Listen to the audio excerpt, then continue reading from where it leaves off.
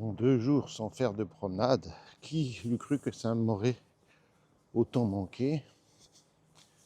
Parce qu'on était en séminaire, on avait un stage sur les fascias et les douleurs de dos avec un expert mondial, David Lesondac.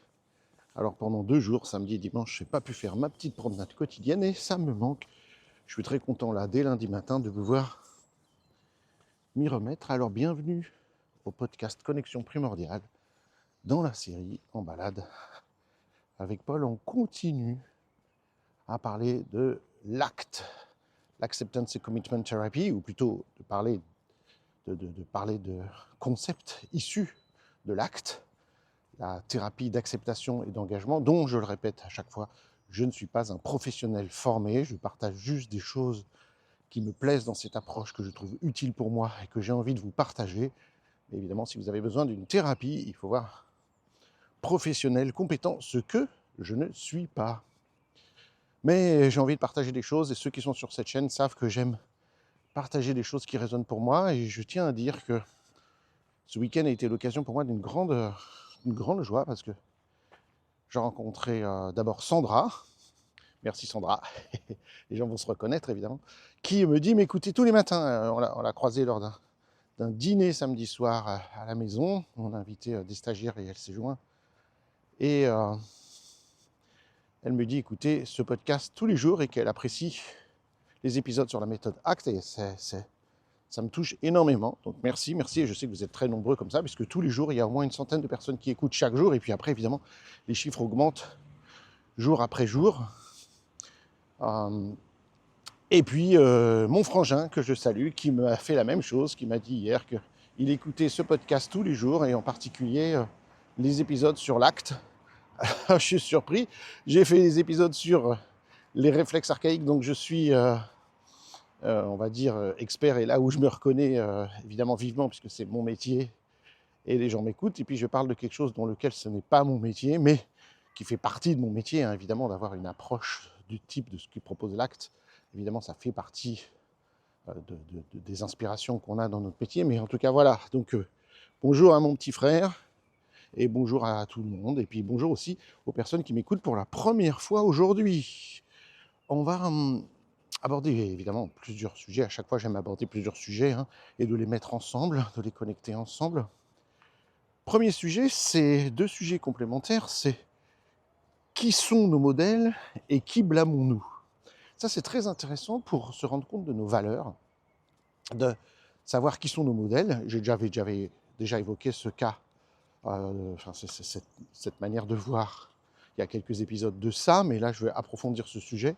Et puis aussi, quelles sont les personnes qu'on va dire que l'on blâme de nos problèmes, des événements négatifs qu'on voit autour de nous, etc. Donc, qui sont nos modèles et qui sont nos blâmes? Et puis, on finira par quelque chose d'assez nouveau que je ne vous ai pas fait, c'est que en ACT, il y a Acceptance and Commitment Therapy, thérapie d'acceptation et d'engagement, il y a des exercices concrets, des exercices physiques. Il y a bien sûr des choses de type des exercices cognitifs, mais il y a des exercices de visualisation, puis il y a des exercices qui impliquent aussi un peu le corps. Et aujourd'hui, je vais vous proposer un de ces exercices-là autour de qui s'appelle les mains bienveillantes. Voilà, pour rompre un peu la souffrance qu'on peut ressentir, les mains bienveillantes. Donc j'ai pensé que c'était bien, depuis le temps que je parle de cette approche, de donner aussi un exercice concret. J'ai donné plusieurs exercices concrets, mais là qui impliquent le corps. Donc, une des bonnes questions qu'on se pose en ACT, c'est nos valeurs. Quelles sont nos valeurs? Parce que ce sont les valeurs qui guident ou devraient guider nos vies plus que nos objectifs. Nos objectifs de je dois gagner tant d'argent, je dois faire tant de marathons, je dois réussir telle chose, il faut que je coche telle case, il faut que j'ai visité tel pays.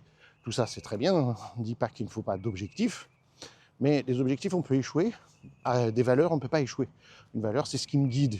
Encore une fois, je reprends cet exemple que j'aime bien. Ma valeur, être en bonne santé et faire de l'exercice pour être en bonne santé. Voilà. Pour ça, je cours, je nage, je grimpe, je fais différentes activités. Un objectif précis dans ce domaine-là, ça peut être faire un marathon.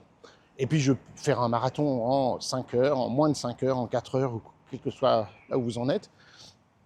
Et peut-être que cet objectif du marathon, vous n'y arriverez pas dans le temps donné, parce que X ou X raison, vous avez vu trop gros, vous n'étiez pas en forme ce jour-là, vous n'étiez pas assez préparé. Mais la valeur faire des exercices, bouger, courir pour la santé, elle est toujours bonne. Vous avez raté ce marathon, mais c'est pas grave. Ah bah alors là, ah bah oui, non, c'est un camion de nettoyage qui passe. Hum, donc cette valeur de santé, elle est toujours valable. Donc même si je, entre guillemets, échoue à atteindre mon objectif de le marathon en moins de 4 heures, j'aurais pas trahi mes valeurs. Et puis c'est pas grave, j'ai fait peut-être 5 heures, mais j'ai quand même couru pendant 5 heures, ce qui est excellent pour moi et pour mes défis, etc. Donc on peut échouer aux objectifs, on ne peut pas échouer aux valeurs. Donc c'est pour ça que dans la vie, il faut faire attention. Est-ce que là, je suis en train de poursuivre des objectifs à tout crin, ou est-ce que je suis dans la bonne direction de mes valeurs? Et si c'est le cas, c'est pas grave si je réussis pas mes objectifs, parce que c'est la direction qui compte. Et donc, une bonne question pour savoir quelles sont mes valeurs, parce que si on aborde quelqu'un comme ça de but en blanc, ou même soi-même, on dit, bon, finalement, c'est quoi mes valeurs? Bon, c'est pas bien de mentir, c'est bien de prendre soin de sa santé. C'est pas évident de dire, c'est quoi mes valeurs? Et évidemment, parce que la plupart de ces valeurs, soit nous ont été inculquées par notre éducation, par des lectures, par des choses. Et puis, beaucoup des valeurs, elles sont en nous, on les a digérées et on ne se rend même pas compte des valeurs qu'on a. Évidemment, si on se confronte à d'autres gens, quand on discute avec des gens, on se rend compte, waouh, on n'a pas les mêmes valeurs. Quand on regarde des reportages, quand on regarde ce qui se passe en politique ou quoi, on se dit, waouh, on n'a pas les mêmes valeurs. Mais si on me demande de but en blanc, c'est quoi mes valeurs, c'est pas évident. Donc le truc qu'on peut faire, c'est de choisir une personne qu'on admire. Alors ça peut être une personne réelle, une personne qu'on connaît plus ou moins bien, je sais pas moi, un chanteur, un acteur, une personne qu'on connaît dans les médias et qu'on respecte et qu'on trouve que cette personne représente quelque chose, une sorte de modèle, mais c'est peut-être aussi tout à fait un personnage tiré d'un livre, un personnage imaginaire, un héros, une fiction, un film, peu importe. Peu importe, c'est pas ça qui est important, c'est ce que cette personne ou représentation, personnage, euh, nous évoque, incarne. Ah, peut-être votre valeur, c'est, je sais pas quoi, moi, Hermione dans Harry Potter. Peut-être vos valeurs sont mieux représentées par Gandalf dans Le Seigneur des Anneaux. Peut-être que vos valeurs sont mieux représentées par Superman, qui est sensible à la kryptonite, mais qui cherche à défendre des idéaux. J'en sais rien. Peut-être que vos valeurs, c'est... désolé pour mes références, qui sont un petit peu de la culture pop, mais peut-être que vos références, c'est, je ne sais pas, telle ou telle chose, et même des personnages religieux, bien entendu, bien entendu. Donc une fois qu'on a identifié un personnage, une héroïne, eh bien, on va commencer à se poser des questions. Première question, c'est qu'est-ce que j'admire chez cette personne? Qu'est-ce qu'elle m'inspire? Moi, quand j'étais gamin, j'étais très... je sais pas pourquoi, c'est Sœur Teresa, ce truc Sœur Teresa. Bon, j'ai été élevé dans une famille chrétienne, mais Sœur Teresa, pourquoi? Parce qu'elle va aider les plus pauvres, et moi je trouve que c'est toujours une valeur extraordinaire de dire, voilà, je pourrais décider de faire autre chose, mais je vais aller m'occuper des plus pauvres.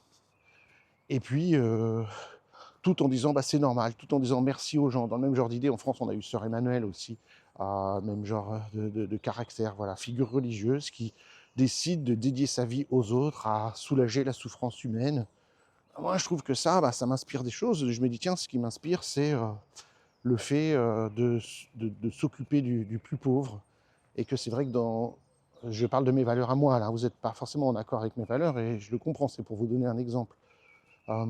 Je trouve que dans une société qui valorise la richesse, c'est pas une bonne idée, parce que la richesse, ce sera toujours l'exception. Je viens d'entendre aujourd'hui aux infos, encore, en 2026, les milliardaires sont encore plus riches, comme si c'était encore possible qu'ils deviennent encore plus riches. On parle de multimilliardaires qui sont plus riches que des pays entiers, euh, et que les écarts entre les riches et les pauvres s'agrandissent encore, et on sait ce que ça va faire.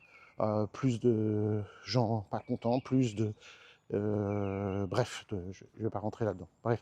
Donc moi, je trouve que de dire que mes valeurs, c'est pas la richesse, et comme certains politiques ou quoi, ils disent, ouais, il faut valoriser les plus riches, les innovateurs, les grands chefs d'entreprise. Moi, c'est pas mes valeurs, mais je respecte autrement. Donc voilà, peut-être que c'était un contre-parti que j'ai pris quand j'étais gamin, d'avoir cette vision d'une mère Teresa, d'un saint François d'Assise ou d'une sœur Emmanuel. Bon, je viens de citer que des figures religieuses, alors que j'ai déjà dit dans le passé que j'étais pas trop dans la religion, mais c'est comme ça que j'ai grandi, en tout cas. Donc ça fait partie des valeurs que j'ai reçues en moi. Mais donc, qu'est-ce que j'admire chez ce personnage? Donc si votre personnage de valeur, c'est Géo trouve tout, les Picsou, c'est l'inventeur fou. Quelles sont ses valeurs? Il ne pense qu'à ses, ses inventions, des choses comme ça, je ne sais pas. Bref. Qu'est-ce que vous aimez à propos de ses qualités ou de sa personnalité? Quelle qualité, quelle personnalité quand il communique, quand voilà, quelles sont ses valeurs? Comment il exprime finalement ses valeurs dans la communication? Évidemment, vous avez un ami que vous côtoyez, avec qui vous avez communiqué, et que vous trouvez que sa manière de faire et la manière dont il s'exprime est particulièrement chouette. Et donc posez-vous la question de comment il s'y prend, lui, comment il communique les choses, quel trait de sa personnalité j'aime bien. Comment on pourrait décrire la façon dont cette personne se comporte dans la vie de tous les jours? Alors entendons bien, vous savez très bien qu'il y a la vie réelle, la vie imaginaire, on imagine, ah lui, il doit certainement faire comme ci, comme ça, mais c'est pas grave si c'est pas la réalité, parce que ce qui compte, c'est ce que vous imaginez, et donc que vous croyez être bien, qui met en exergue vos valeurs. Donc peu importe si dans la réalité, vous savez pas qu'est-ce que fait Brad Pitt le matin quand il se lève, est-ce qu'il fait du sport, est-ce qu'il fait des bains froids, ou est-ce qu'il paraisse au lit, ou est-ce qu'il va tout de suite travailler, apprendre ses textes et tout. On n'en sait rien dans la réalité. À moins que vous êtes un méga fan et que vous ayez vu des tas de reportages et lu des... Peu importe si c'est vrai ou imaginé, qu'est-ce qu'il fait Superman le matin quand il se lève? Voilà. Est-ce qu'il fait sa prière? Est-ce qu'il fait la gym? Qu'est-ce qu'il fait? Il se brosse les dents. Et moins prosaïquement, comment ce mode de vie incarne les valeurs que vous appréciez. Donc comment ces personnes se comportent dans la vie de tous les jours. Donc j'ai parlé du matin, mais c'est tout au long de la journée. Peut-être comment ils mangent, comment ils parlent, comment ils se comportent au travail. Et bien sûr, une des choses les plus importantes, je pense, c'est comment la personne que vous admirez se comporte avec les autres. Comment il interagit avec les autres? J'ai parlé tout à l'heure de communication il y a un instant, mais comment cette personne se comporte avec les autres en règle générale? C'est facile à comprendre tout de suite les valeurs de quelqu'un en regardant comment il se comporte avec les autres. C'est souvent un test vérité. Ça me fait penser à une citation qu'on dit, enfin, quelque chose qu'on dit dans le monde de la psychologie, des relations de couple, etc. On dit qu'on ne peut réellement connaître quelqu'un qu'une fois qu'on en a divorcé. C'est pas faux. C'est pas faux. C'est quelque chose que moi, j'admire beaucoup chez mon ex-femme quand on a décidé de se séparer, de divorcer, alors qu'on a eu 2 enfants et qu'on est resté 10 ans ensemble.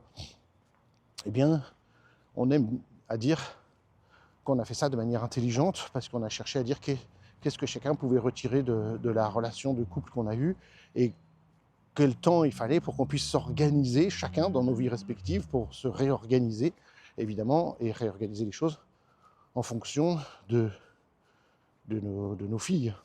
Donc, quels que soient les reproches qu'on ait pu se faire l'un à l'autre du fait qu'on n'arrivait plus à vivre ensemble, eh bien, moi, je considère que mon ex-femme a développé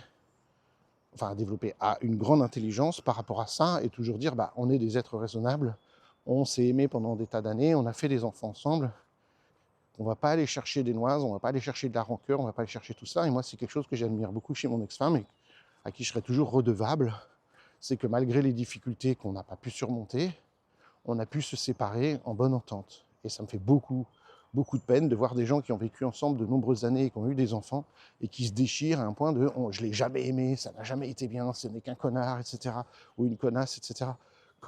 Comment c'est possible de arriver à réécrire l'histoire que je l'ai jamais aimé, il a toujours été con, elle a toujours été comme ci, comme ça. C'est incroyable pour moi de rejeter ce qu'on a ressenti. Je comprends quand il y a eu la blessure qu'il y ait du ressentiment, de la rancœur et des choses, mais voilà. Donc il y a ce terme qui dit qu'on ne connaît jamais vraiment quelqu'un tant qu'on ne l'a pas quitté, tant qu'on n'en a pas divorcé. Peut-être que c'est ça qui fait que certaines personnes, après rupture, se remettent ensemble. Il y a même des gens qui ont divorcé, qui se sont remariés, Et j'ai même entendu parler de gens qui se sont redivorcés et même une encore remariée. Donc comme quoi, des fois, c'est bizarre. Mais voilà. La personne que vous admirez, quelles sont les valeurs et les causes qu'elle défend? Est-ce qu'elle défend des causes? Est-ce qu'elle, comment dirais-je, prend la parole pour défendre des causes? Est-ce qu'elle élève la voix pour défendre des causes? Et quelles causes, évidemment, elle défend? Est-ce que c'est la cause des enfants maltraités? Est-ce que c'est la cause de l'écologie? Est-ce que c'est la cause des sans-logis? Est-ce que c'est la cause de l'injustice? Est-ce que c'est la cause de... J'en sais rien, moi. Quelle cause cette personne défend? Quand est-ce qu'elle se mettrait en colère et élèverait la voix? Quand est-ce qu'elle dit non, là, ce n'est plus supportable? Et donc là, ça vous dit des choses sur vos valeurs. Sur vos valeurs, ça veut dire que vous partagez cette valeur avec cette personne si vous êtes sensible à cette cause-là. Et évidemment, je sais pas, en 3-4 mots, comment on pourrait décrire les principales qualités de cette personne. Donc, en fait, l'idée, une fois que vous avez répondu à ça, peut-être vous pouvez vous dire maintenant, tiens, là, j'ai identifié quelques valeurs. Et la question, attention, c'est maintenant, comment je pourrais incarner ces valeurs, ou plus exactement, soyons plus sobres dans un premier temps, les mettre en œuvre, ou une partie de ces valeurs, une partie des qualités de cette personne. Tiens, si elle me prêtait un peu de cette qualité-là que j'aime beaucoup, si je pouvais m'en inspirer un peu, infuser un peu cette qualité en moi, comment j'agirais différemment? Qu'est-ce que je ferais dans ma propre vie? Comment je pourrais faire un peu plus de ça? Vous vous rappelez, j'ai parlé une fois de l'idée qu'ils disent en acte de saupoudrer, de ne pas chercher à vouloir incarner, comme moi je l'ai fait dans le passé, une valeur à 100%, à fond la valeur, 100% du temps. Voilà, je dois incarner, je sais pas, je dis n'importe quoi, la vertu, la vérité, la droiture, tout le temps. Et ça veut dire qu'on refuse le fait qu'on soit humain. Ça n'existe pas. Il y a toujours des moments où on sera moins disposé, moins malade, moins en forme, et puis contrarié, et puis avec des émotions négatives, parce que ça arrive à tout le monde et qu'on ne pourra plus incarner cette valeur. Donc si on s'est donné pour mission de 100% du temps, je dois être absolument parfait, je dois faire aucun écart, je dois manger aucun aliment malsain, je dois avoir aucune pensée négative, de concupiscence, de je sais pas quoi, d'égoïsme, etc. Là, c'est qu'on se prépare à l'échec. C'est le succès garanti de l'échec. Et c'est pourquoi l'idée d'un méthode ACT, c'est de saupoudrer. Je vous donne un exemple. Là, je suis en train de faire ma promenade, dont ma valeur de je dois impérativement prendre soin de ma santé. Mais cette promenade, dans l'idéal, elle fait 5 km, 50 minutes. Voilà, c'est 1 km, 10 minutes, 5 km, 50 minutes. Donc vous voyez, mes podcasts, ils durent entre 50 minutes et 1 heure, donc c'est à peu près ça. Mais j'ai décidé, c'est comme ça, j'ai décidé que je serais content si je fais que 20 minutes. C'est-à-dire 20 minutes, c'est le minimum que je me suis donné pour être satisfait et considérer que le contrat est rempli. Si je fais 1 heure, je suis très content. Si je fais 50 minutes, je suis très content, mais pas plus, parce que les 50 minutes, c'est un bonus, mais c'est les 20 minutes qui sont requises. Évidemment, une fois que je me mets en route avec l'idée de faire que 20 minutes, je suis en route. Alors, sauf si un jour je suis particulièrement pressé, j'ai quelque chose, etc., ou que je me suis levé plus tard que d'habitude pour une raison X ou Y, je ne ferai que 20 minutes. Mais je serai satisfait parce que c'était mon contrat, 20 minutes. Même chose pour les bains froids. Je fais les bains froids, mais j'ai pas une limite de dire il faut que je reste. J'ai entendu un jour quelqu'un qui a dit ça, mais je pense que je suis en désaccord total avec ça, que s'il fait 10 degrés, tu peux rester 10 minutes, 9 degrés, 9 minutes, 8 degrés, 8 minutes dans ton bain froid. Non, ne faites surtout pas ça, ne vous imposez pas ce genre de choses-là. Moi, des fois, le bain froid, je suis pas trop à fond, et je me dis, allez, tant que j'ai déjà mis les jambes, je suis content. Et une fois que je me suis mis en place et que j'ai déjà mis les jambes, en général, je mets plus que les jambes. Et tant que je suis resté en tout et pour tout 1 minute, je suis content. Quand il fait un peu plus... Le temps est un peu plus clément, je reste un peu plus longtemps. 3, 4, 5 minutes quand je commence à l'automne, et puis vers le printemps, quand l'eau est à 10 degrés, je vais rester 5 minutes, je fais des exercices de respiration et tout et tout. Et pareil, l'objectif, c'est pas de faire ça tous les jours. Je suis satisfait si je l'ai fait 2 fois par semaine. Des fois, je le fais 3, mais c'est pas tous les jours. Donc, vous voyez, ne pas chercher à faire 100% bien. Bon, alors là, statistiquement, pour les bains froids, ça n'apporte rien de plus. De faire plus de 3 fois par semaine, ça n'apporte rien dans les études. Il faut que le corps aussi puisse récupérer. C'est pas anodin non plus. C'est comme on va pas courir un marathon tous les jours. On va pas En apnée, on doit retenir sa respiration, enfin on fait des exercices respiratoires, je ne vais pas faire mon maximum de temps de rétention tous les jours. On ne peut pas faire ça, on se fatigue, on ne peut pas faire toujours plus tous les jours. Donc l'idée ici, c'est la valeur qui m'intéresse. Comment je peux la mettre en œuvre, mais à l'idée de saupoudrage, voilà, c'est ça qui est important, de saupoudrage. J'en mets un petit peu ici ou là, ah, ok, je l'ai fait un petit peu ici ou là, mais c'est déjà bien, c'est super. C'était mieux qu'avant où j'avais pas conscience de mes valeurs et où je les exprimais pas. Donc voilà, tiens, bah là j'ai fait ça, ou même des fois c'est, ah j'ai pas pu, mais j'ai eu au moins l'idée que, j'ai eu au moins l'idée. Donc déjà j'ai éveillé l'idée de cette valeur dans mon cerveau. L'espoir, c'est qu'évidemment je puisse l'incarner un peu plus, mais sans viser le 100% du temps. Euh, Donc voilà, qu'est-ce que je pourrais faire de différent dans ma vie pour incarner plus mes valeurs? C'est ça l'idée. À quelle occasion? Peut-être à quel moment? Il y a des moments où c'est plus facile ou plus difficile. Est-ce que c'est plus facile au boulot ou plus difficile au boulot? Ça dépend de votre travail. Est-ce que vous êtes infirmière, kinésithérapeute? Est-ce que vous êtes comptable? Est-ce que vous êtes boulanger? Peu importe. Il y a des métiers qui vont faire que telle valeur que vous voulez exprimer se fera facilement, et d'autres où ce sera quasiment impossible d'exprimer cette valeur-là. Et peut-être que pour certains d'entre nous, ça implique de dire, tiens, peut-être qu'il va falloir que je réfléchisse à une autre carrière, à un autre travail, parce que ce travail ne permet pas d'exprimer mes valeurs. Pourquoi pas? Pourquoi pas un jour? C'est possible. Mais est-ce que c'est plus facile d'exprimer mes valeurs dans le monde associatif ou dans le monde informel, dans le club de gym dans lequel je vais? Peu importe. Peu importe, ou dans les transports en commun, ou sur les réseaux sociaux, ou peu importe. Donc à quel moment de la journée, par quel geste, je peux saupoudrer un peu de cette valeur? Et puis, c'est bien de se poser la question de quelles paroles? Est-ce que mes valeurs s'incarnent par des choses que je dis, ou seulement par des choses que je fais? Donc si ça s'incarne par des choses que je dis, quels mots je pourrais employer, auprès de qui, à quel moment? Donc je trouve que c'est intéressant d'avoir cette idée de qui j'admire, qu'est-ce que cette personne incarne comme valeur, comment moi je peux m'identifier à ces valeurs-là, et comment je peux les saupoudrer dans ma vie. Ça, c'est un exercice que je trouve qui est relativement facile à faire et intéressant, plutôt que de rester comme ça de but en blanc, dire bon allez, je vais prendre un cahier et je vais essayer d'écrire 15 valeurs. Je ne dis pas qu'il ne faut pas le faire et que ce ne serait pas bien, c'est un exercice qui est aussi proposé, lister vos valeurs. Ou parfois, on demande aux gens, il y a plein de valeurs qui sont écrites, des dizaines de valeurs écrites sur des papiers, puis on demande d'entourer mes 3, mes 10 valeurs principales, etc.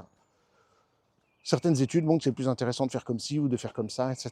Bon, je ne suis pas assez expert pour vous dire quelle est la meilleure manière de faire, mais voilà, une manière un peu aisée, c'est j'admire telle personne, quelle valeur il incarne, comment je pourrais moi-même emprunter un peu de cette valeur.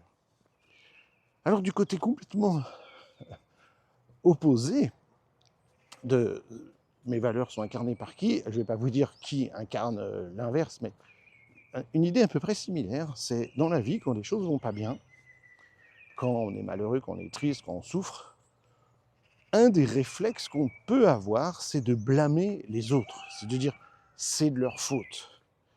C'est de leur faute, voilà.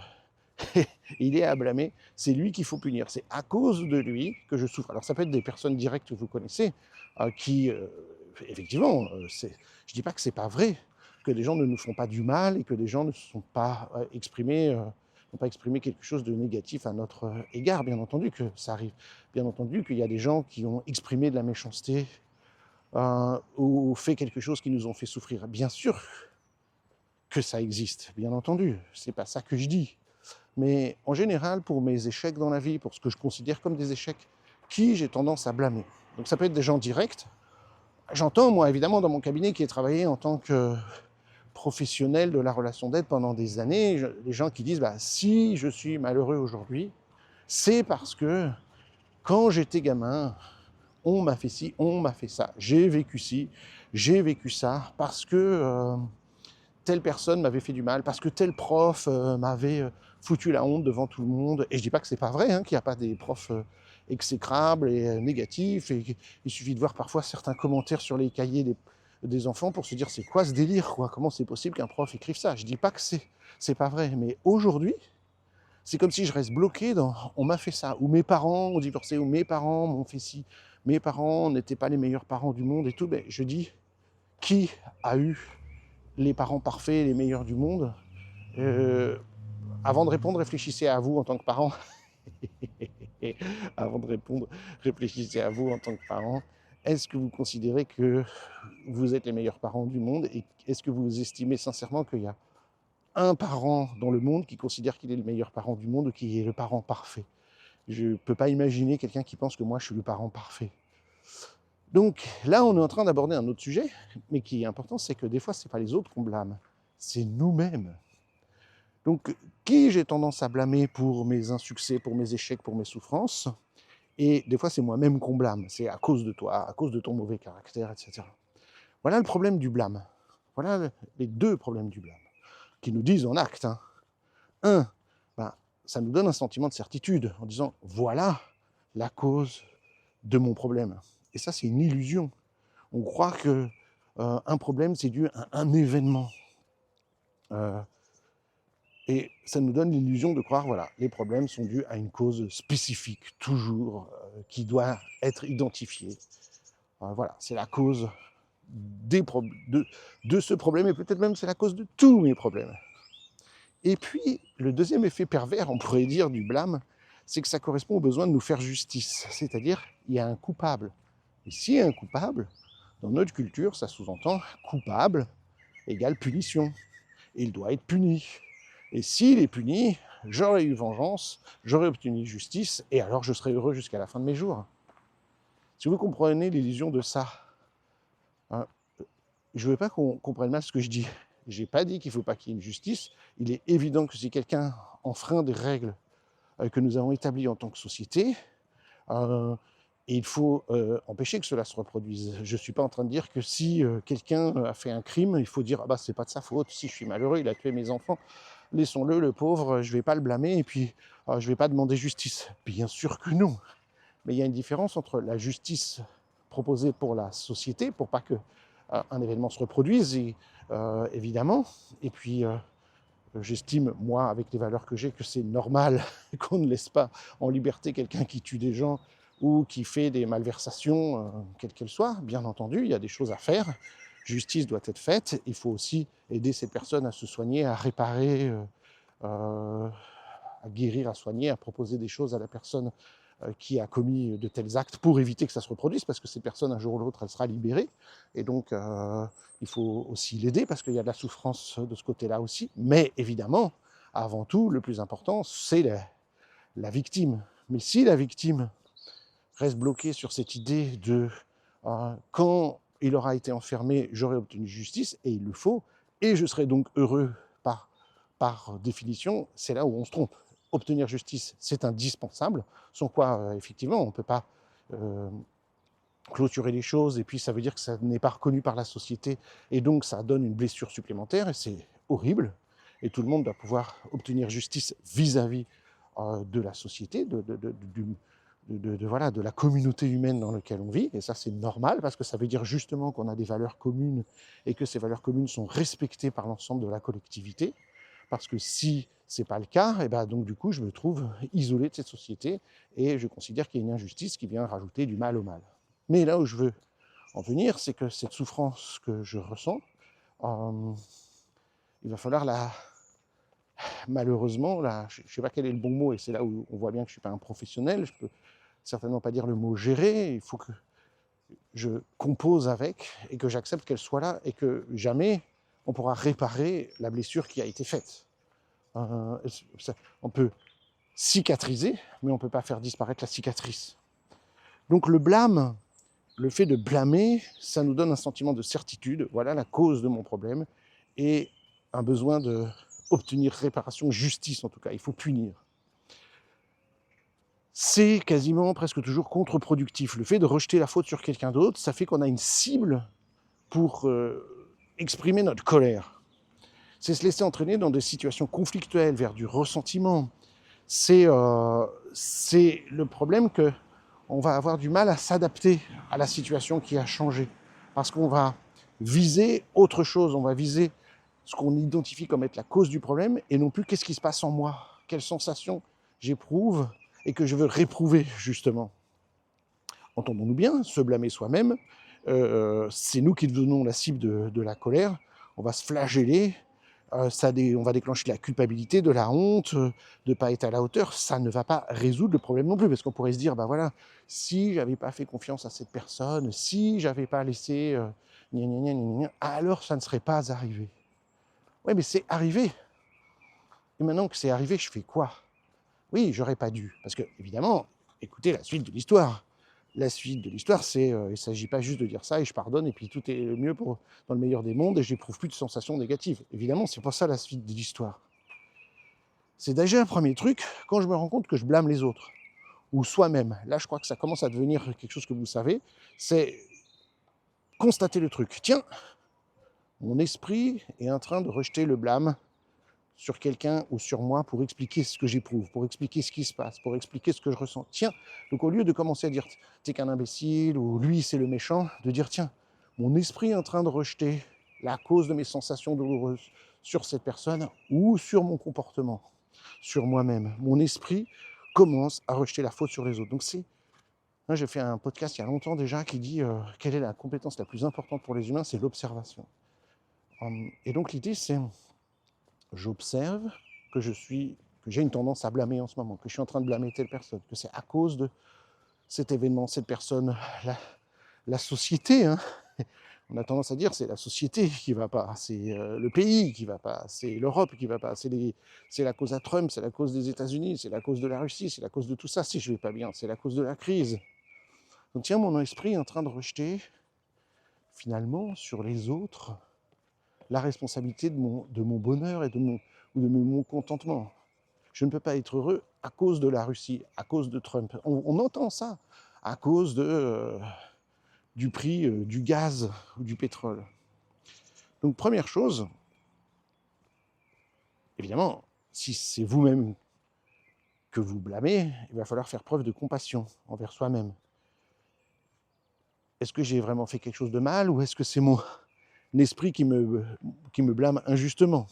Parce que, évidemment, il est possible qu'on ait fait quelque chose de, entre guillemets, mal, qu'on considère mal. Ça veut dire quoi, considérer quelque chose de mal ou de bien? C'est toujours en fonction de nos valeurs. Tiens, j'ai transgressé une de mes valeurs, donc je considère que ce que j'ai fait est mal. Ou alors, j'ai fait ça en fonction de mes valeurs, donc ce que j'ai fait est bien.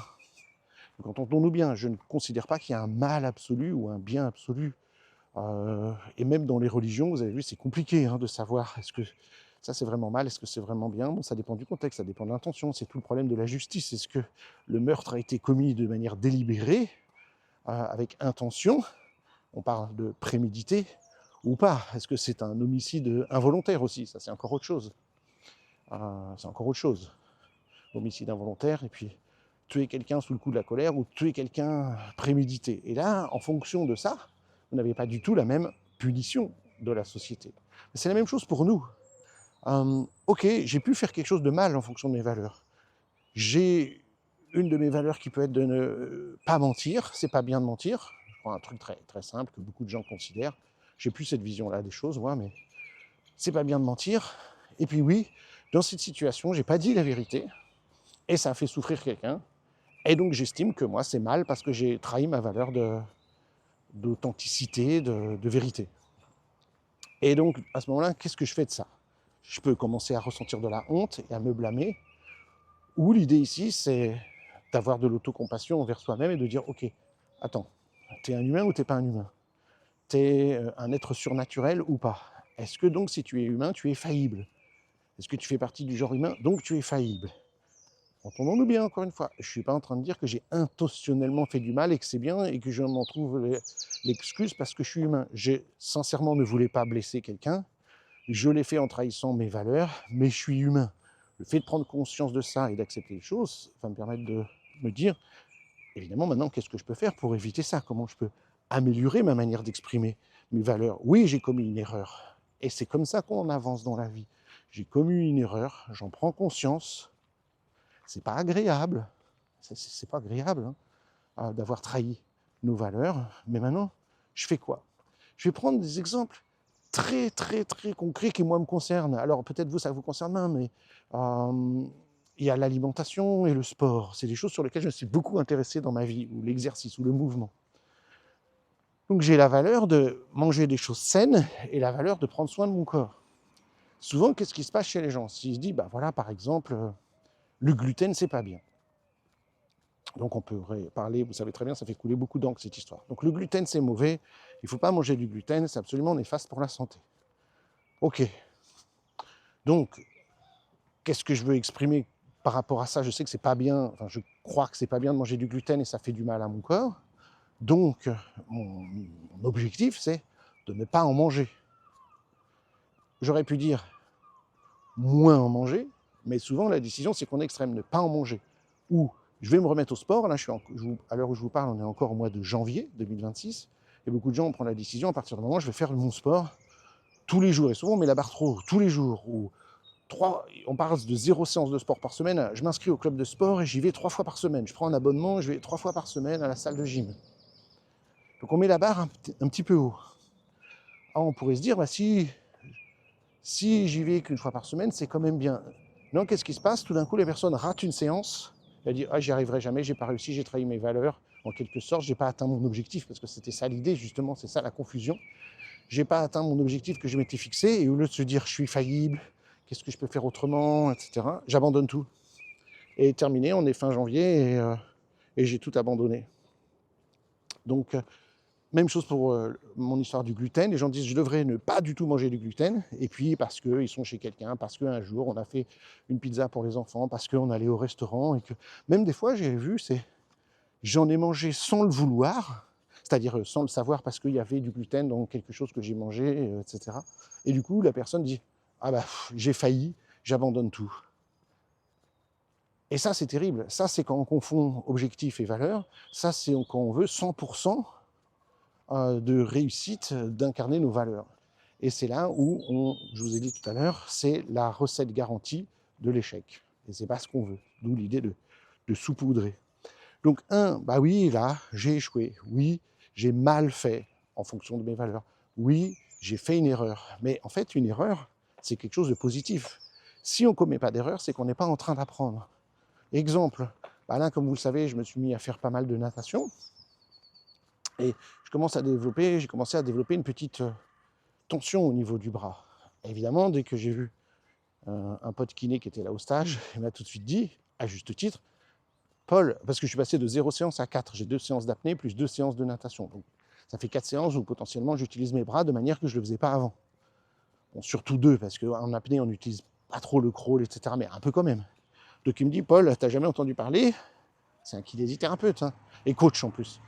Bonjour François, si tu m'écoutes. 2, est-ce que tu as entendu parler de progressivité? Il se moquait de moi, parce qu'évidemment, je dis toujours ça, de progressivité. Mais là, c'est pas que j'ai voulu en faire trop, c'est que je suis tellement enthousiaste, je suis tellement content de faire ça que j'y vais avec beaucoup de plaisir. Mais évidemment, de passer de 0 séance par semaine à 4, depuis quelques mois, on ne peut pas trop imaginer. Peut-être à 20 ans, c'est faisable, hein. On aura juste des courbatures et puis c'est pas grave.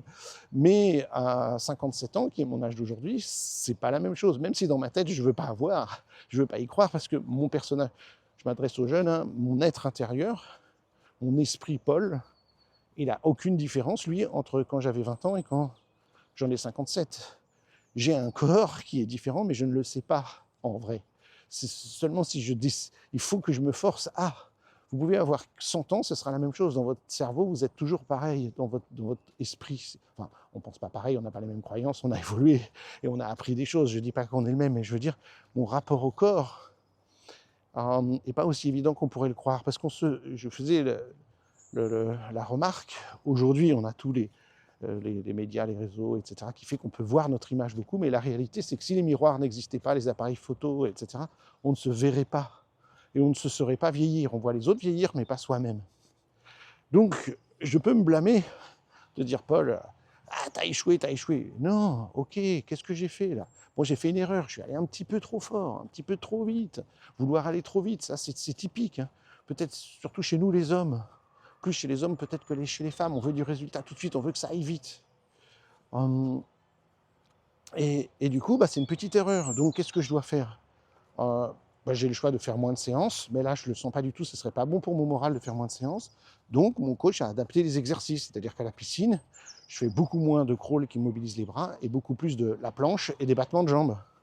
Sachant qu'au début, c'était plutôt des petites crampes que ça me générait au mollet d'utiliser, de palmer comme ça 4 fois par semaine, parce que là, pour le coup, c'est palmer 4 fois par semaine, 1 heure 4 fois par semaine, avec les palmes. Bah, c'était plutôt aux jambes que j'avais les petites crampes. Mais erreur, j'étais pas assez hydraté avant d'aller à la piscine. On pense à s'hydrater quand on va courir, mais comme un imbécile, on se dit on va dans l'eau, on pense pas à s'hydrater. Et donc la déshydratation crée des crampes. Donc maintenant, je bois quand je vais à la piscine, et puis j'emporte ma bouteille d'eau, et au bout d'une demi-heure, je rebois un peu. Plus de crampes. Vous voyez, ces erreurs, je les ai pris en compte, et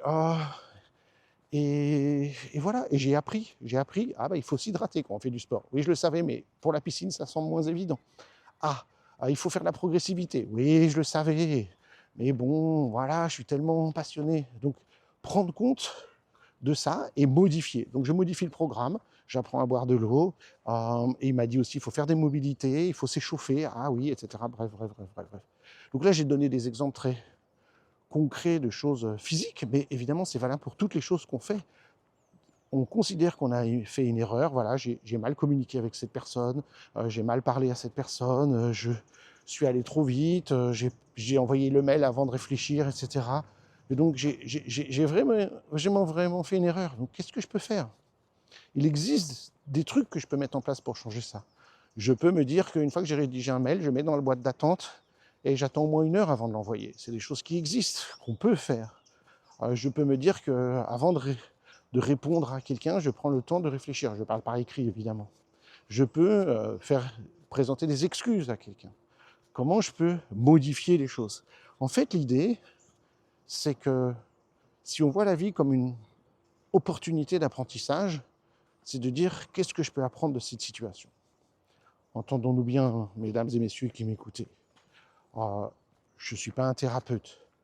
Là, je vous parle de mes petits soucis de la vie quotidienne. Oui, ces petits soucis font que il y a plus d'une dizaine d'années, quand j'ai fait la crise de la quarantaine et que j'ai fait une dépression, j'ai beaucoup souffert.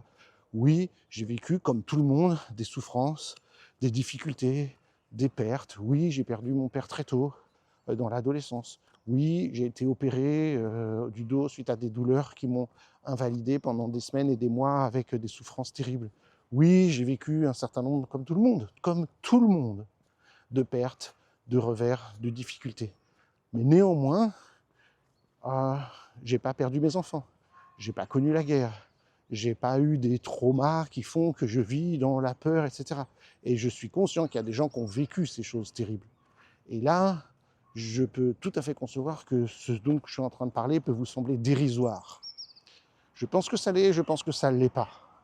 Mais je pense que, évidemment, si quelqu'un a vécu ces énormes souffrances, les choses peuvent sembler simplistes. Et c'est pourquoi il est indispensable de travailler avec un thérapeute qualifié.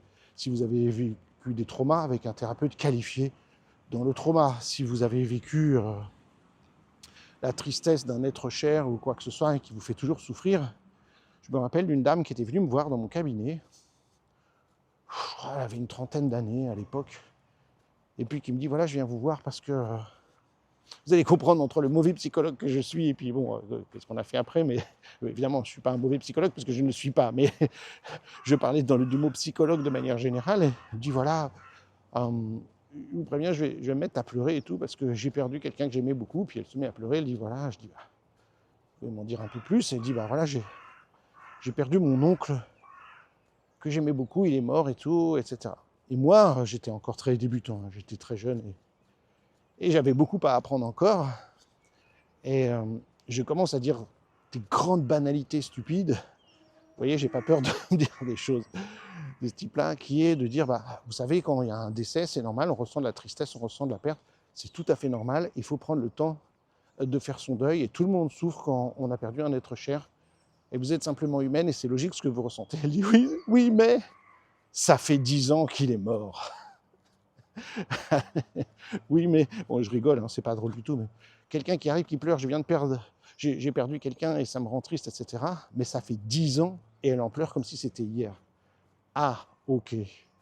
Alors là, désolé, mais je vais devoir passer la main. Désolé. Je veux regarder ces réflexes, je peux fixer un objectif et je ne dis pas qu'on va rien pouvoir faire, on va pouvoir travailler un certain nombre de choses, mais il va falloir voir un thérapeute approprié. Évidemment, elle a déjà fait des choses, etc. Donc tout ça pour vous dire qu'on apprend beaucoup, et puis qu'il y a des gens qui ont des souffrances, c'est difficile à qualifier, de gens qu'on a perdus, et puis c'est normal d'être triste pendant un certain temps, et puis ces petites techniques dont je vous parle peuvent aider, mais ces petites techniques maniées par un professionnel qualifié peuvent aider des gens qui sont dans une souffrance plus grande, mais dans un cadre thérapeutique approprié. Donc c'est important de faire un monde honorable et de dire, ok, je dois tirer des leçons de cette situation afin qu'elle soit moins susceptible de se produire à nouveau. Je ne suis pas juste en train de dire, allez, arrête de te blâmer, et puis fais comme si de rien n'était, tout va bien dans le meilleur des mondes. Pas du tout. Parce que sinon, ce n'est pas un apprentissage. Je considère que la vie est apprentissage.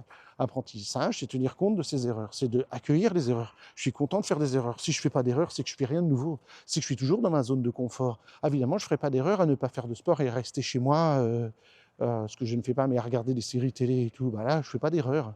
Mais je serai en train de violer mes valeurs, alors je ne serai pas bien. Et du coup, je suis obligé de sortir de ma zone de confort et me dire, fais quelque chose de différent. Ah bah, faire quelque chose de différent, ça veut dire du nouveau. Bah, si c'est du nouveau, c'est que je ne connais pas. Si je ne connais pas, c'est que je vais faire des erreurs. Si je fais des erreurs, c'est que je suis en train d'apprendre. Qu'est-ce que je suis en train d'apprendre? Comment je peux faire pour faire moins d'erreurs dans cette situation-là? Et puis, une fois que je serai à l'aise, je vais encore me sortir de ma zone de confort. C'est pour ça que je parle, moi, de spirale de l'apprentissage. La vie, c'est une spirale d'apprentissage. Ça ne s'arrête jamais.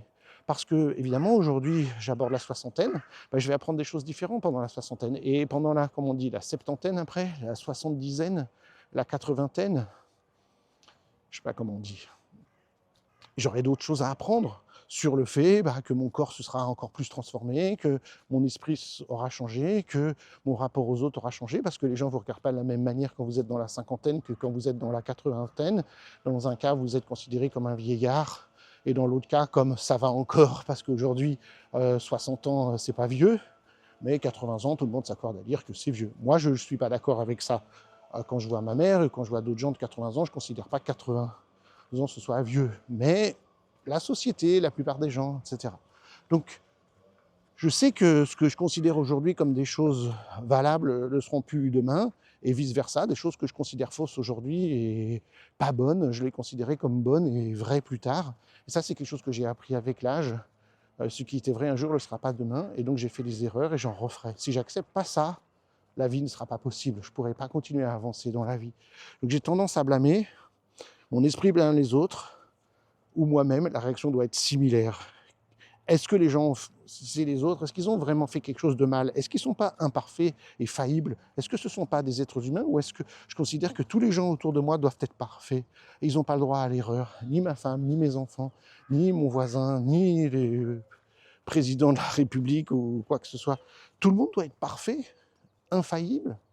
Donc ça veut dire que moi, je suis le seul humain entouré de non-humains autour de moi. Eux, ils n'ont pas le droit à l'erreur. Moi, éventuellement, oui. Mais eux, non. Non. Est-ce que ça sous-entend que je m'extrais du genre humain et que moi, je suis le seul humain faillible et eux infaillibles? On a vu qu'il y avait souvent l'erreur qui était l'inverse. Il fallait que nous, on soit tout le temps parfait. Et donc, ça dépend de quelle catégorie vous êtes, à vous blâmer ou à blâmer les autres. On a le droit de faire les deux aussi. Donc l'idée, c'est que l'approche empathique, l'approche de compassion, elle doit fonctionner pour moi, elle doit fonctionner pour les autres. Et pointer du doigt, c'est pas une bonne idée. On a même ce truc, on apprend aux enfants de ne pas pointer du doigt. On ne pointe pas du doigt, c'est mal poli. Moi, je considère que, évidemment, blâmer les autres ou blâmer soi-même n'apporte en général, rien de bon, et que ça nous évite de prendre notre responsabilité du changement. D'où l'acceptation et engagement. Je fais quoi maintenant? Alors justement, pour terminer ce podcast, il y a rompre le cycle de la souffrance. Pour rompre un peu le cycle de la souffrance, il y a un exercice qui est proposé en acte, sur lequel je vais terminer ça, parce qu'évidemment, j'ai dit des choses qui peuvent toucher, qui sont douloureuses. On a parlé de mes modèles, on a parlé de pointer du doigt, et que c'est la plupart du temps pas une bonne solution, parce qu'on croit qu'il y a une cause à nos problèmes, et on croit qu'il y a un coupable qui doit être puni. Et donc, évidemment, on peut se retrouver dans un truc où on se dit, je souffre encore, je souffre. Qu'est-ce que vous faites? Si vous avez un ami, un proche, quelqu'un que vous aimez, qui souffre, vous allez lui dire, attends, quand on souffre, je connais un bon truc. Viens, on va bouffer des glaces, on va arroser ça d'alcool, et puis j'ai un petit peu de coke là, on va prendre la coke, et puis on va se faire du mal, et puis on va regarder des séries pendant 48 heures d'affilée, etc., etc. Tu vas voir, ça va te donner un répit, ça va être génial, et puis après, tu n'auras plus de problème. Tu vas oublier tous tes problèmes. Et vous savez que vous ne ferez pas ça, parce que vous savez qu'il y a la gueule de bois et que ça va être pire après. Qu'est-ce que vous faites si un ami, un proche, un être que vous aimez souffre? Vous allez lui offrir une oreille attentive, de la gentillesse, de la compassion, de l'attention, du soutien, des paroles bienveillantes. C'est ça qu'on fait. On ne veut pas un répit temporaire, on veut soulager. Et donc, à nos proches, on fait ça. C'est ce qu'on appelle de l'empathie. Mais si c'est ce qu'on fait à nos proches, c'est qui devrait être notre meilleur ami, si je puis dire? Nous-mêmes. Nous-mêmes. Et donc, moi, quand j'éprouve de la souffrance, quand je suis dans ce cycle, on parle de cycle de la souffrance, parce que souvent ça se nourrit soi-même, hein, on se blâme, et puis ça nous fait des émotions négatives, et on s'en veut d'avoir des émotions négatives, et comme on s'en veut, bah, ça rajoute du blâme, de la culpabilité, de la honte, de je suis incapable, j'y arriverai pas, j'y arriverai jamais, de toute façon ça marche pas, et même ces techniques ACT, ça marche pas, et donc ça devrait marcher. Ça c'est parce qu'on croit que ces techniques sont faites pour enlever les problèmes. Mais ce n'est pas le cas, c'est de composer avec, et après d'agir selon mes valeurs. Je vous ai rappelé qu'un des trucs de la méthode ACT, c'est on ne tient pas compte de ce qu'on ressent et on y va, on avance. Pas dans le sens de se détruire, hein, c'est de dire que j'ai pas envie d'y aller et tout. Ouais, fais-le, on verra après, on en rediscute. Donc ici, c'est offrir de l'empathie, de la bienveillance, de l'écoute à soi-même aussi, à soi-même. Oui, il y a des moments insupportables, oui, des moments qui sont très durs, mais à ce moment-là, vous savez, un petit sourire envers une personne, ça aide beaucoup. Un peu de sollicitude, un peu de compassion, une parole bienveillante, ça fait beaucoup de différence. Et bien envers nous, ça marche aussi. Envers nous, ça marche aussi. Alors, facile à dire, il ne s'agit pas de faire juste dans la tête, et c'est pourquoi, en acte, il y a des exercices qu'on peut faire pour se connecter à ça. Et c'est marrant parce qu'on a un truc très similaire en intégration motrice primordiale pour travailler sur ce qu'on appelle le réflexe d'attachement. Alors je ne vais pas me lancer sur le sujet parce que ça fait déjà plus de 50 minutes que je parle, c'est déjà long, et là j'en rajouterai au moins autant, mais je crois que j'ai fait un épisode sur l'attachement, donc n'hésitez pas à l'écouter. Donc voilà l'idée. On va tendre la paume d'une main vers le haut, peu importe, main droite, main gauche. J'ouvre une main, je oriente ma paume vers le ciel, vers le haut, et j'imagine que cette paume, elle se remplit de chaleur, de bienveillance, ou de qualité que vous voudriez ressentir. Mais chaleur, bienveillance, c'est déjà bien. Puis une fois que vous avez visualisé ça, voilà, j'ai la chaleur. Évidemment, ça aide des fois s'il y a du soleil, et là, je ne pourrais pas le faire tout de suite avec du soleil parce qu'il fait un temps typique normand, bien gris. Donc imaginez que le soleil vient, et moi je le fais parce que même s'il y a des nuages, je sais que c'est une magie, hein. Même s'il y a des nuages, le soleil, il brille toujours. Je ne le vois peut-être pas, mais je sais qu'il est là, le soleil. Donc j'imagine que le soleil, il vient réchauffer ma main et apporter sa chaleur et de la bienveillance. Et puis une fois que j'ai fait ça quelques instants, je vais poser délicatement ma main sur ma poitrine, au niveau du cœur, au niveau de la poitrine, et sentez cette bienveillance, cette chaleur couler jusqu'à votre cœur, rentrer dans votre poitrine, rentrer dans votre cœur. Sentez qu'à partir du cœur, vous savez que le cœur, il diffuse le sang, l'oxygène dans tout l'organisme. Et bien donc, puisque vous envoyez cette chaleur, cette bienveillance dans le cœur, elle va ensuite pouvoir circuler dans tout l'organisme, dans chaque organe, dans chaque cellule de votre corps, et ce, de la tête aux pieds. Et si, quelque part dans votre corps, vous ressentez une douleur, une tension, un sentiment douloureux, si par exemple vous éprouvez du chagrin en ce moment, et que votre chagrin c'est surtout une boule dans le ventre ou dans la gorge, si vous éprouvez une douleur physique, que vous avez tout de suite la mal au dos ou à la tête ou quoi que ce soit, visualisez que cette chaleur, cette bienveillance, cette énergie circule jusqu'à cette zone-là. Et peut-être que vous allez pouvoir ainsi apporter de la chaleur, de la bienveillance à cette douleur avec de la douceur, comme vous le feriez avec un bébé ou avec un chien qui gémit et qui souffre. Vous porteriez votre main, placeriez votre main sur ce bébé. Et qu'est-ce qu'on fait souvent sur la zone qui souffre? Donc ce que vous pouvez faire, c'est toujours garder une main sur le cœur, la zone de la poitrine, et l'autre sur votre ventre. Et là aussi, de sentir que ces deux mains vous apportent de la chaleur, de la bienveillance, et reconnecter avec ce que vous avez de plus intime en vous. Soyez intentionné envers vous-même.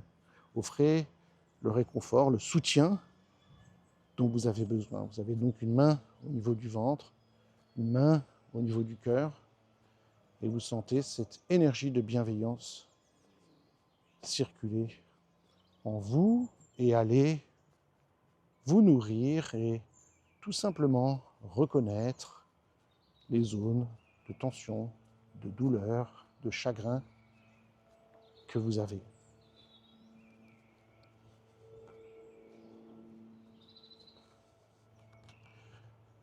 Je pense que cet exercice est important parce qu'on fait quelque chose. Peut-être qu'on ne va pas très bien y arriver les prochaines fois. Peut-être que mon chagrin, ma douleur est tellement intense que j'ai du mal à visualiser ou à imaginer la chaleur, la bienveillance. C'est pourquoi, comme pour tout exercice, ça demande un peu de pratique. C'est sûr que si vous m'écoutez là, il y a peu de chances que ce soit le cas si vous m'écoutez là alors que vous venez de ressentir une grosse perte, une grosse douleur, un gros problème, que vous êtes à l'hôpital en train de souffrir. Il y a peu de chances pour que vous soyez en train de m'écouter. Mais admettons que ce soit le cas. Je ne dis pas que c'est impossible, bien entendu, mais on peut imaginer que ce soit assez difficile à mettre en place comme exercice parce que c'est la première fois que vous le faites. Vous n'êtes pas bien entraîné à visualiser l'amour et la bienveillance, ou à visualiser que ça circule dans votre corps. C'est la première fois. Vous avez du mal à attirer à vous cette sensation. Et c'est pourquoi Et si vous ressentez des importantes douleurs, faites-le, je vous en prie, faites-le encore et encore, autant de fois qu'il faut, toute la journée s'il faut. Et si ça vous apporte quelque chose, faites-le autant que vous voulez, bien entendu. Mais pour la plupart des gens, ça va être plus utile, si je puis dire, de faire la progressivité. Encore une fois, c'est comme le sport. Je ne peux pas décider du jour au lendemain de courir un marathon. Donc le marathon représenterait l'effort le plus grand que je puisse faire. Je m'entraîne d'abord à courir un peu. Là, c'est la même chose. Je vais commencer à faire ça peut-être les jours où ça va bien, ou voilà, peut-être sur une base quotidienne, tous les matins, ou tous les après-midi, ou à la pause déjeuner, de prendre un temps et de faire ce petit exercice. Et puis, une fois que je le connais très bien et que j'arrive à ressentir ça, je peux peut-être le faire quand je ressens des choses où ça me viendra, où j'ai un peu du stress, où je suis contrarié, ou voilà. Et puis peut-être qu'après, je serai capable de le faire quand des choses plus importantes m'arrivent et ça sera là, quoi. Alors parfois, je vais terminer là-dessus, mais vous vous rappelez que j'ai commencé cette petite discussion en parlant des modèles qu'on a dans la vie. Des modèles qu'on a peut-être. Moi, je dis, mais moi, je ne peux pas ressentir de l'amour, de la bienveillance dans mes mains. Donc, d'abord, j'ai dit que ça ne vient pas de vous, ça vient du soleil. Et le soleil, il est toujours là, il est toujours là.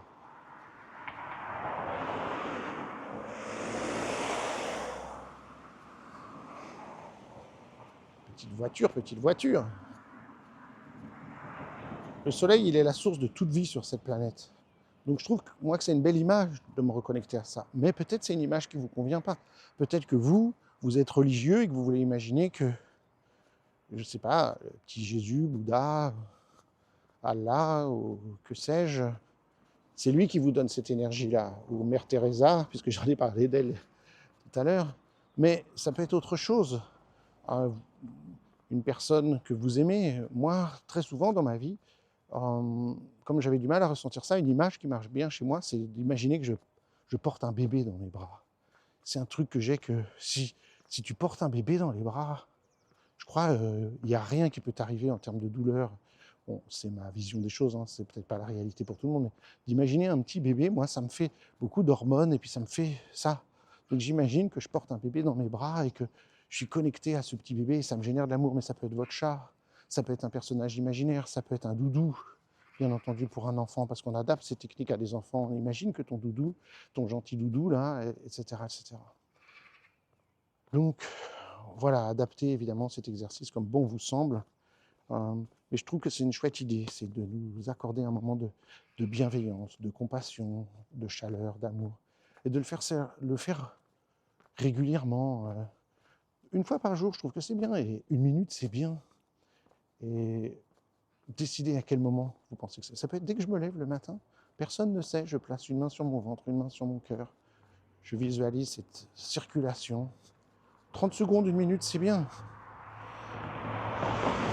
Ça peut être quand vous êtes dans le bus, au lieu de scroller sur nos réseaux sociaux, dans le scroll infini et de s'y perdre pour perdre le temps, comme on dit, comme si on avait du temps à perdre, hein, on peut, et je vous assure que personne ne vous remarquera en train de faire ça, d'autant plus que tous les autres gens seront en train de scroller sur leur téléphone. Et pourquoi ne pas étendre l'exercice à ce dont je parlais tout à l'heure? Quelle valeur je veux exprimer aujourd'hui, maintenant que je ressens cet amour, cette bienveillance en moi? Peut-être que je peux choisir une qualité, une valeur que je veux exprimer aujourd'hui. Voilà, combinez tout ça comme vous le souhaitez. Je vous souhaite une très bonne journée et je vous remercie de votre présence jour après jour. Et on se retrouve bientôt. On parlera certainement encore un petit peu, quelques séances de balade, d'actes. Et puis, peut-être qu'au bout d'un moment, on parlera d'autre chose, hein. En tout cas, je vous souhaite une très bonne journée.